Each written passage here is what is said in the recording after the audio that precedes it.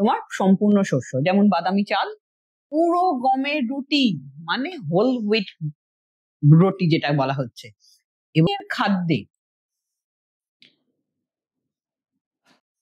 প্রতিদিনের খাদ্যে কিন্তু আছে, যেমন মুরগির মাংস, মাছ, ডিম এবং উদ্ভিজ প্রোটিন কোনগুলো বিভিন্ন প্রকারের হয়ে থাকে, যেমন ডাল, কারণ এগুলি প্রোটিন এবং ক্যালসিয়ামের উৎকৃষ্ট উৎস। তার সাথে এ দেখো কম চর্বিযুক্ত, এটা মাথায় রাখতে হবে, মানে ফুল ক্রিম নয়। এরকম দুধ, দই, ছানা, পনির খাদ্য তালিকায় আমাদের থাকা অত্যন্ত প্রয়োজন। আমরা এখানে স্লাইডে কিন্তু দেখতে পাচ্ছি, একদম আমরা স্লাইডে কি দেখতে পাচ্ছি, একদম প্রথমে দেখো ভোরবেলা, মানে